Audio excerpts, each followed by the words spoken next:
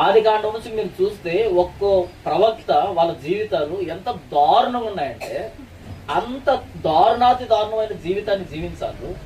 అదే వరుసలో మనకు ఆ బాధ్యతనిస్తే మనం ఈ రోజు చేస్తున్న తమాషాలు, వాళ్ళు బ్రతికుంటే వాళ్ళు ఎలా ఫీల్ అవుతారు, వాళ్ళని చూస్తే వాళ్ళ కష్టాన్ని చూస్తే మనకు నిజంగా ఆ నొప్పి అనిపిస్తుంది. మనం చేస్తుంది ఏంటి, మనం చూస్తుంది ఏంటి, మనం సహిస్తుంది ఏంటి.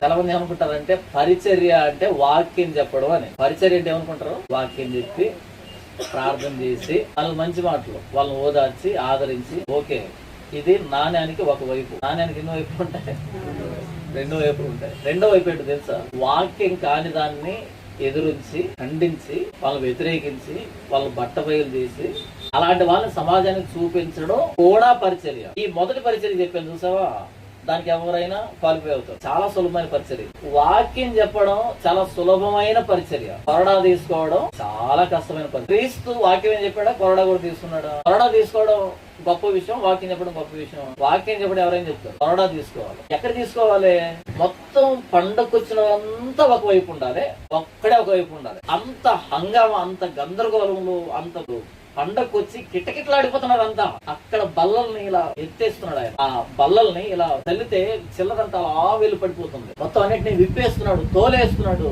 అదిలించేస్తున్నాడు.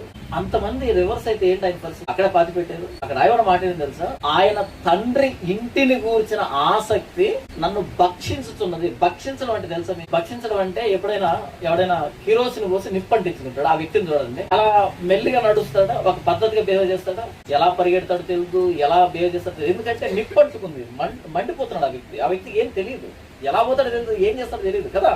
భక్షించడం అంటే అది ఏం కాల్ చేస్తుంది, ఆయన తండ్రి ఇంటిని కూర్చిన ఆసక్తి అనే మంట యేసు ప్రభువుని కాల్చేస్తుంది. కాబట్టి ఆయన ఏం చేస్తున్నాడో అర్థం కావట్లేదు. అంటే చూస్తున్న వాళ్ళకి అంత పండుగలు అంతమంది ఒకవైపు ఉంటే ఆయన ఒక్కడే ఒకవైపు ఎలా ఉన్నాడు, ఆ ఫీలింగ్ ఉంటుంది చూసావా. నా తండ్రి ఇంటిని ఇక్కడ మోకరించాల్సిన స్థానంలో వ్యాపారం ఏంటి, సమస్త జనులకు ప్రార్థనా మందిరం అనబడేటువంటి ఈ చోట్లో వ్యాపారం ఏంటి అని ఆయన కోపాన్ని ప్రదర్శించాడు కదా. ఇది చాలా కష్టమైన పరిచర్య.